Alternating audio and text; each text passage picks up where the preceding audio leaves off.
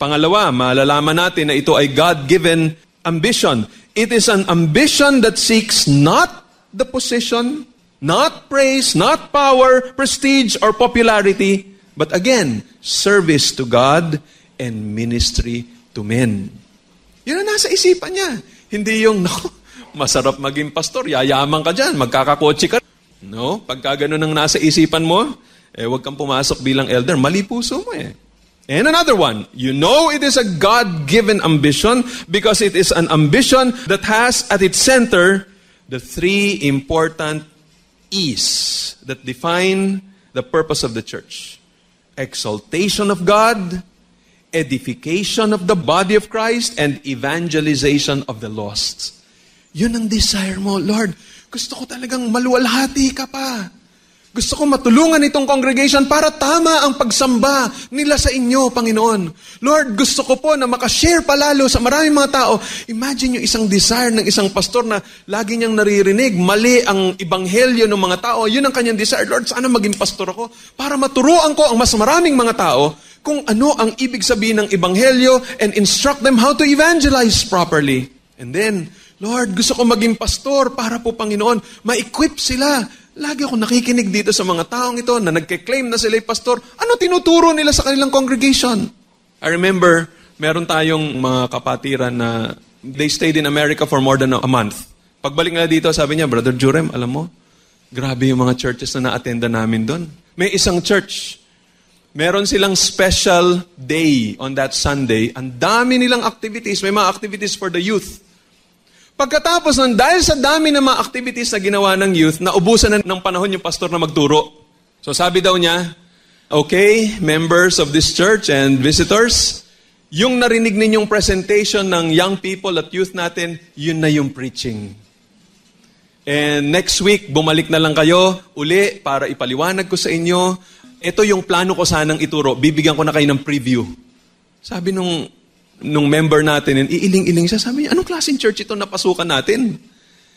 Parang gano'n ang magiging puso ng isang elder, may burden siya, Lord, ano ba itong nangyayari sa mga iglesia? Kung puro ganito na lang, ako na lang ang maging pastor. Kung ganyan lang din ang tinuturo ng mga pastor dito, gawin mo akong pastor, Panginoon, para magabayan ko at matulungan ko yung mga tao sa iyong salita. Yun ang puso ng isang nire-raise ng Panginoon. He has a heart, he has a burden for the glory of God and service of the people. Hindi ang kanyang isipan, para bida siya, magaling siya, sikat siya. Hindi yun. Hindi niya naiisip yun. Ang kanya naiisip, Lord, kawawa naman itong mga taong ito. Ganyan na lang, may famine. Dito sa lugar na to, kailangan maggabayan sila, ma-equip sila, matulungan sila. So yun yung una. You know, in your heart, kung ikaw ay tinatawag ng Panginoong Diyos, because of that godly ambition, there is an aspiration that is pleasing in the eyes of God. There's an interesting point na mapapansin niyo dito sa 1 Timothy chapter 3 verse 1. 1 Timothy chapter 3 and verse 1. The saying is trustworthy if anyone aspires, and then look at what it says, to the office of overseer.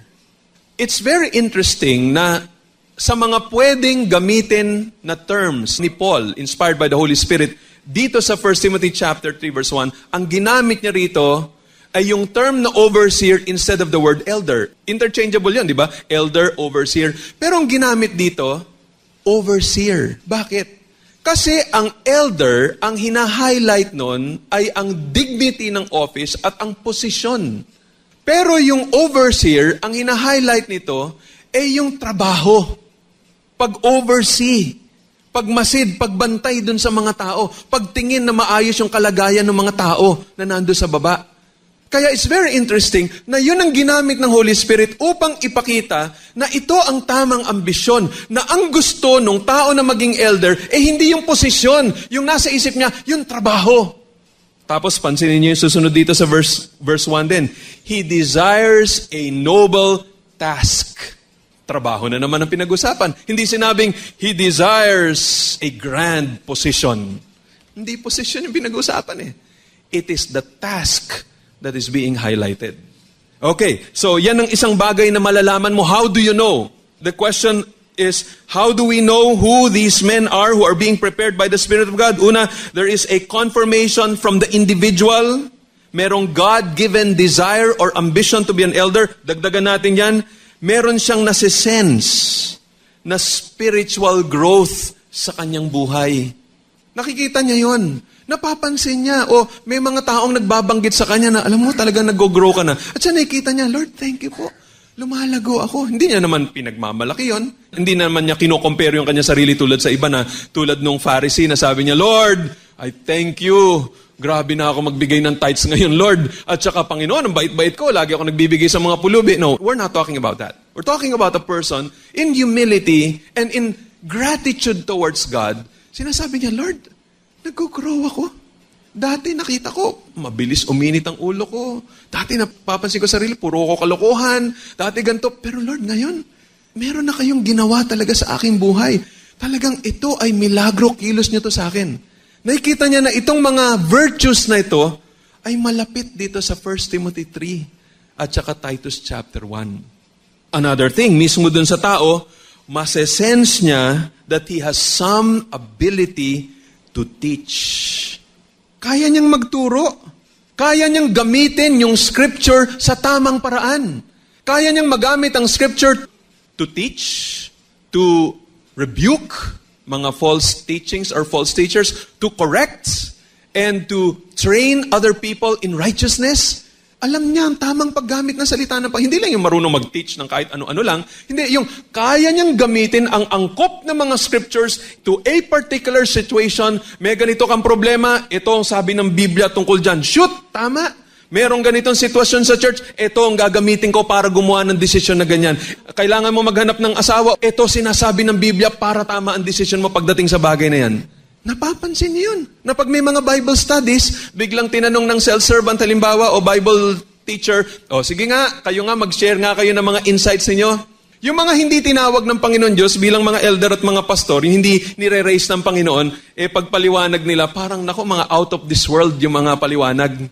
Parang magkakamot ka na lang ng ulo mo. Saan mo namang nakuha yung paliwanag na yan? Ang layo naman yan. Pero pag nagpaliwanag yung taong nire-raise up ng Panginoon, parang lahat nag-a-agree.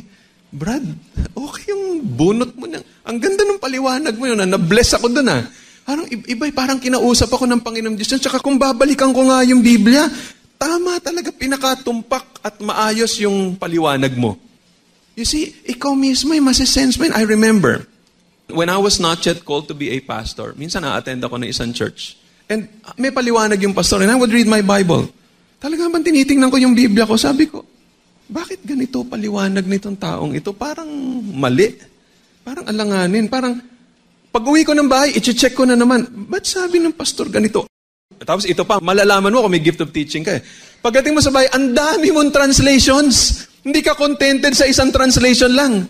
Tapos pag kumuha ka ng translations na iba, mga puro study Bibles pa yung mga ano mo, may MacArthur Study Bible ka, may NIV Study Bible ka, may ESV Study Bible ka, may Ryrie Study Bible ka, may Concordance ka, may Bible Dictionary ka. Parang ikaw dahan-dahan mong nabibuild yung library mo at ikaw hindi ka contented sa sinabi ng ito isa lang. Gusto mo ikumpara sa iba. Parang ako, napansin ko sa akin sarili, pati dictionary, hindi ako contented na isang dictionary.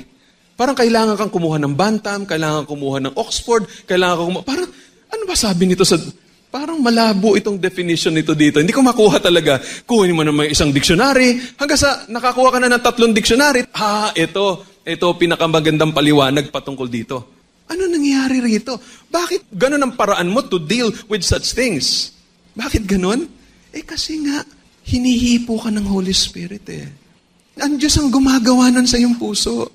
Dahil lang isa na magiging elder must have the ability to teach. Alam niyo ba na marunong akong magbasa ng Greek? Elementary Greek nga lang, hindi yung talaga magaling sa grammar at pero marunong ako ng konti magbasa ng Greek. Yung Greek letters mismo. Alam niyo kung paano ako natutong magbasa ng Greek? One day, noong nasa Cebu pa ako at nagtuturo ko ng Book of Romans, dun sa mga estudyante ng pagdodoktor doon, yung nakuha kong commentary ay si Charles Hodge. Yung commentary niya on the Book of Romans, merong mga Greek words.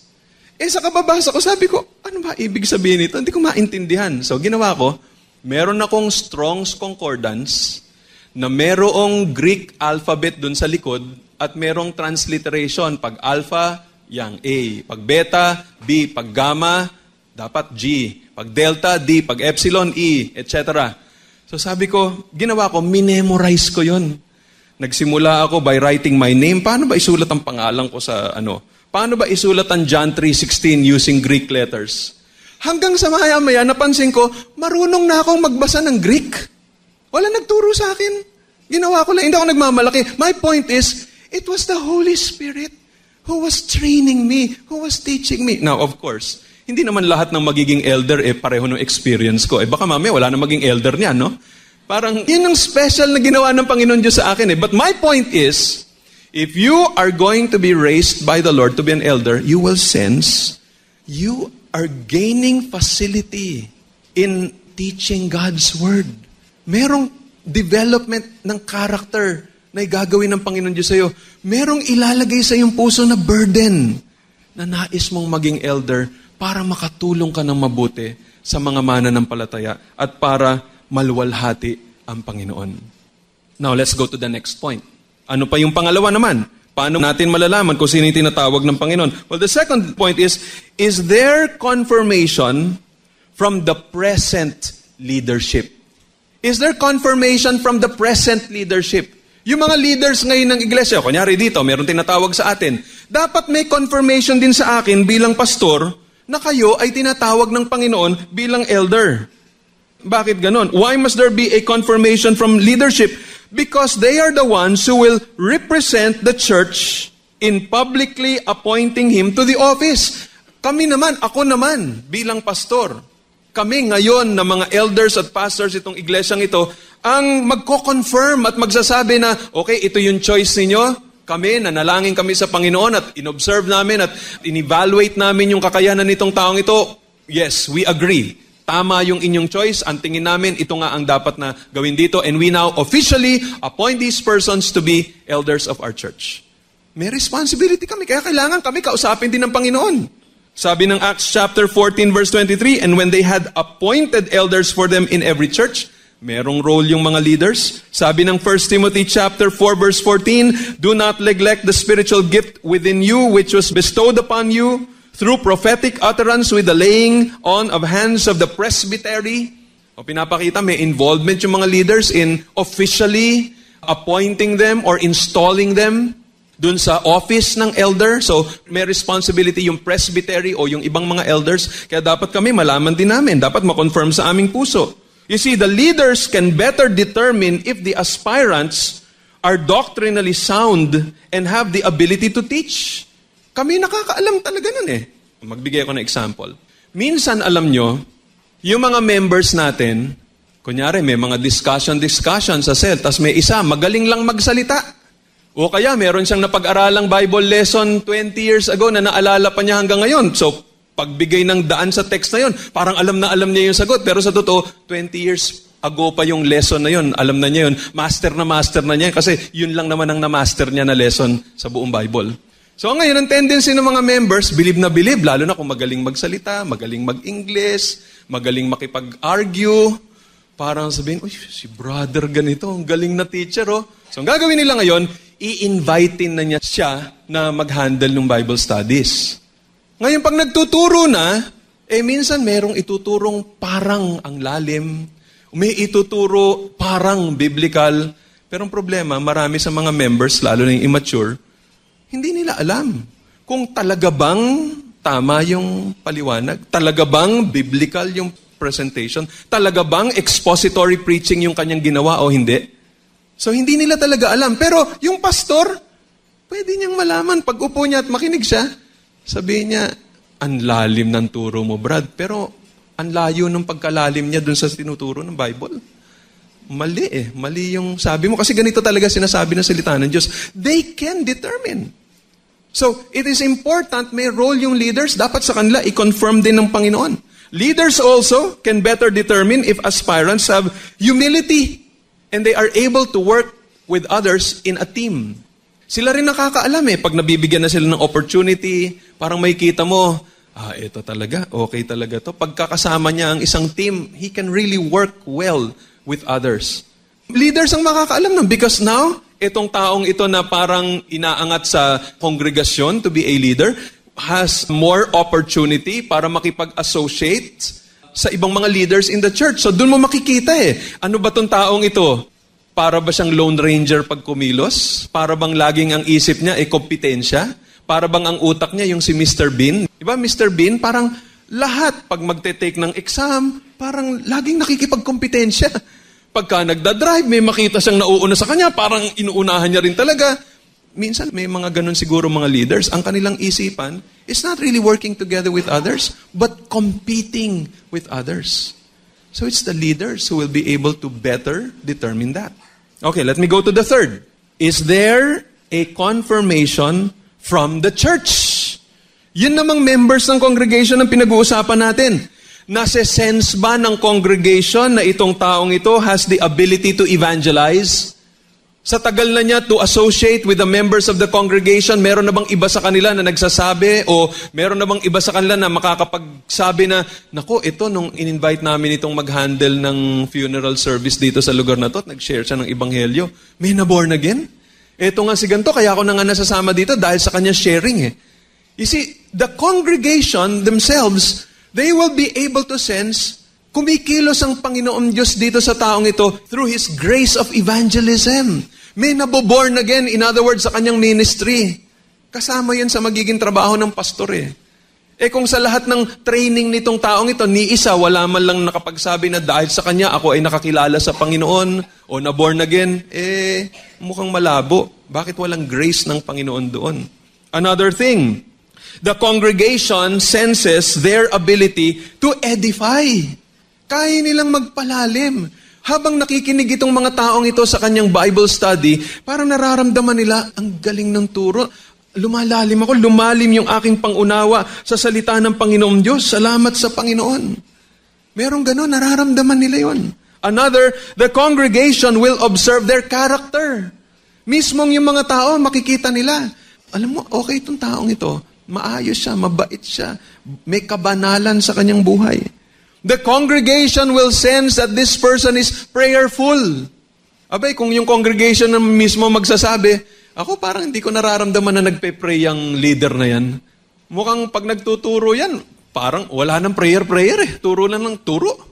Pagka sila na nagsasabing gano'n, hindi nila nararamdaman yung prayerfulness mo. Hindi nila nararamdaman yung holiness or yung power ng pagtuturo ng salita ng Diyos. May problema doon. Does the congregation sense that the man is committed to and loves the flock? Isa din yun. Nararamdaman ba ng congregation yung commitment nitong taong ito? Itong taong ito, talagang pag may problema ang church, nandyan. Pag may gawain ng church, may discipleship ministry, nandyan. Pag kailangan ng bigayan, patungkol sa gawain ng Panginoon, siyang nagbibigay. Mararamdaman nila may commitment. Mahal niya yung church Minsan may mga panahon, gini-give up niya yung certain works niya or privileges niya sa office para lang makaserve sa church. Pag nagkakaroon ng conflict about certain aspects ng gawain sa bahay o sa secular world, pipiliin pa niya madalas yung church. You sense the commitment. You sense the love for the people and for the work of God. Sabi ng isang author, Sinclair Ferguson, sabi niya, choose those who are already among the flock. This is based on 1 Peter chapter 5, verse 2.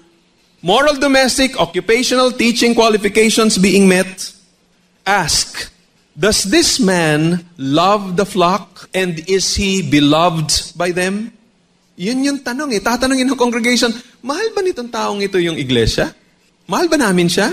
Avoid appointing those who would commit to loving the flock if they were asked to be elders. Wag daw kayong mamimili ng isang tao na magiging elder kung saka pa lang niya iibigin yung kongregasyon, saka pa lang siya magiging committed kung napili na siya bilang elder. Wag kayong pipili ng ganon.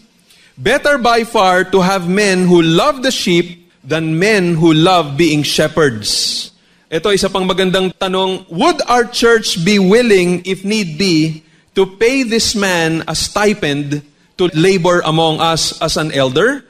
The answer may tell a great deal about his ministry in the flock and his esteem in their eyes.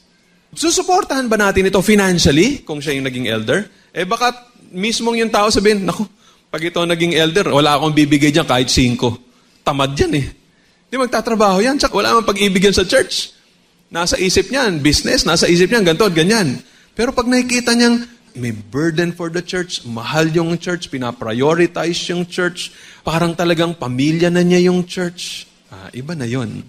So, dito natin may kita, merong confirmation mula sa body of Christ. Ikaapat, is there a confirmation from His family? Sabi ng 1 Timothy 3:4 and 5, he must manage his own household well with all dignity, keeping his children submissive. For if someone does not know how to manage his own household, how will he care for God's church? Siguro isang tanong dyan, nirirespeto ba siya ng kanyang pamilya? Kung yung mga anak niya walang respeto sa kanya, yung mga anak niya hindi naniniwala sa kanya pag nagtuturo sa kanila, bakit natin siya kukunin bilang elder? Kung yung asawa niya, kung yung mga anak, mismo pag in-interview mo siguro sa bahay, o ano masasabi nyo? Alam nyo, kinoconsider namin yung tatay ninyo o yung asawa po ninyo, misis, na maging elder. Ano ba masasabi nyo? Ay, nako, wag mong pipiliing elder yan. Kung alam mo lang kung anong klaseng ginagawa niyan dito sa bahay. Nako! Pagka nagsalita na ng ganun yung misis at yung mga anak, automatic, cross out. Hindi ito pwede maging elder. Pamilya niya mismo nagre-rebelde. Alam nila yung kanyang buhay One more thing. Do outsiders think well of him? Sabi ng 1 Timothy chapter 3 verse 7, moreover, he must be well thought of by outsiders so that he may not fall into disgrace, into a snare of the devil. Outsiders. Pag tinanong kaya yung katulong, kung may katulong yung aspirant na yon, Day, ano masasabi mo sa kuya mo? Ayaw na magsalita. Day, tatanong lang naman ako yung bang talagang makikita mo, bakit Day? Ano problema? Si kuya, wag mo lang isusumbong Kuya, pagka nagsimula na ng mga ganun, naku, may malaking question mark na yan. Pag yung mga kapitbahay, walang galang, walang respeto, pag yung mga kamag-anak, pag yung mga office mates, sabihin lang, ayan, gagawin mong elder yan. Dito nga Ano nga yan tamad yan magtrabaho Dito nga lagi nga yan pinapagalitan. Dito nga nagmumura yan Yan nakakainis nga yan.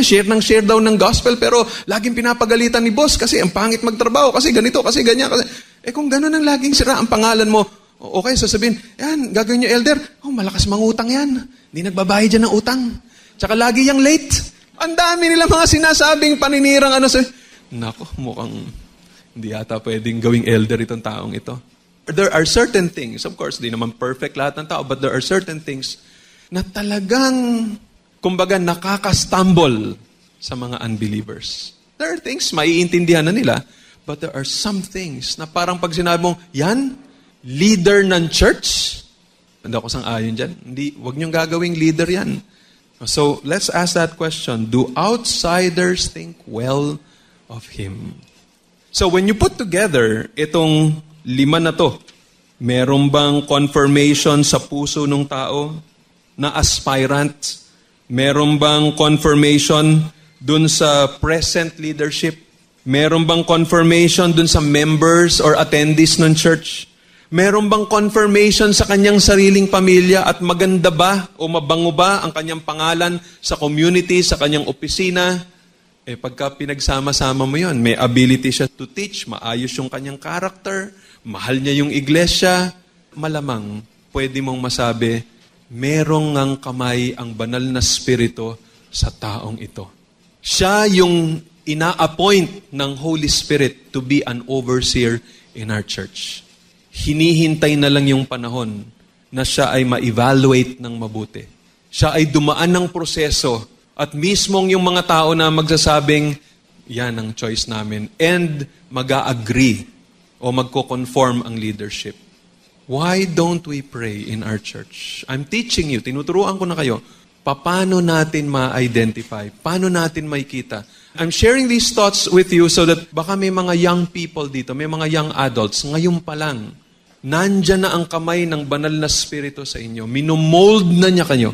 Gusto kong makita ninyo kung ano tong mga sinyalis na ito para malaman nyo kung kayo ay tinatawag ng Panginoon to be an elder of this church.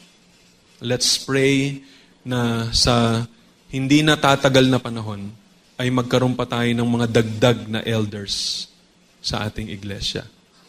Panginoon, kami po ay nagpapasalamat dito po sa mga bagay na inyong pinapakita sa amin. Panginoon, salamat po na merong kaming mga pastor at mga elders sa aming iglesia. Pero lumalaki po, Panginoon, ang aming gawain. Nagiging mas complicated yung mga problema na hinaharap namin.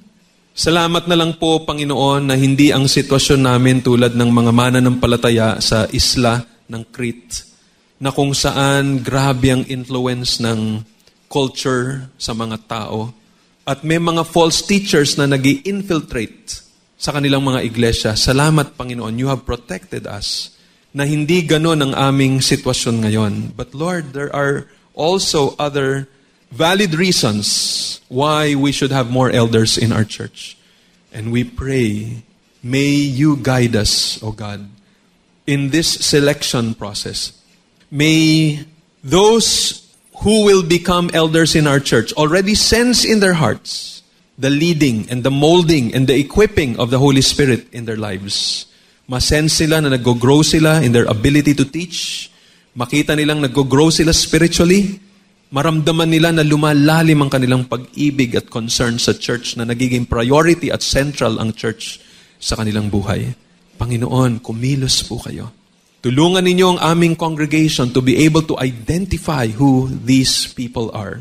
Tulungan niyo, Panginoon, na pag may nakikita kami na ginagalawan ninyo, na ma-equip namin sila, maturuan namin sila. They may be young people, they may be young adults. Lord, we pray, help me, help the other leaders na ma-involve sa pagte-train, pag-equip palalo sa mga taong ito. So that in your time, O God, hinug na sila para po maging mga elders ng aming iglesia.